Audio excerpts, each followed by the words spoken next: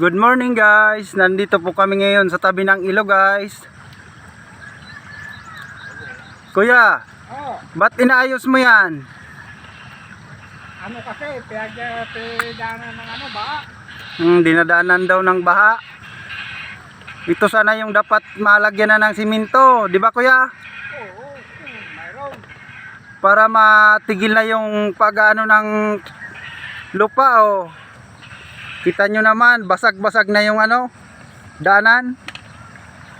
Oh.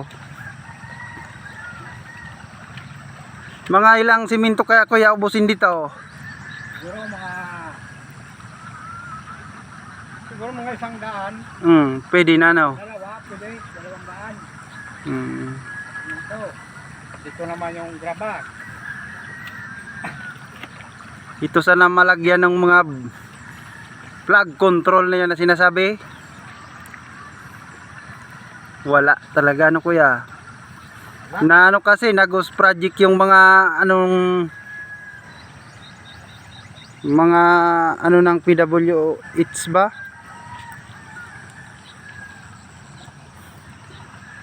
Oh. Tignan nyo naman ang ganda ng view dito sa amin.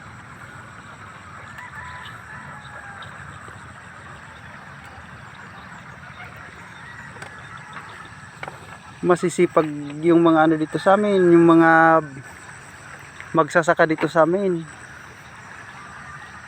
tsaka mga gwapo. Mamaya daw siya, maglilinis ng anong tawag dito Paps? Dito, anong tawag dito kuya? Aba? Yung dinadaanan ng tao.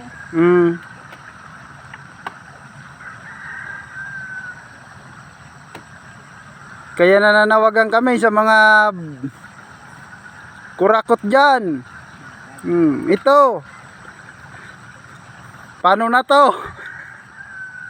Paano na masusolusyonan? Pag nagbaba, lagi na lang nasisira yung mga dito. Maawa naman kayo sa mga maliliit na mga magsasaka. Oh, kita nyo na yan oh. Pinupukpok na ng lama to.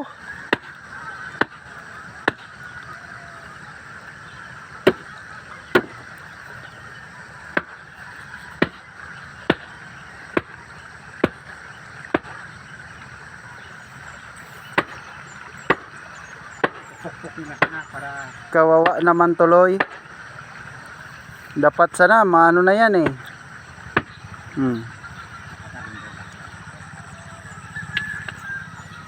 Kawayan na lang yung ginagawa ni kuya para ma-remedyoan. Sige na. Tama na to.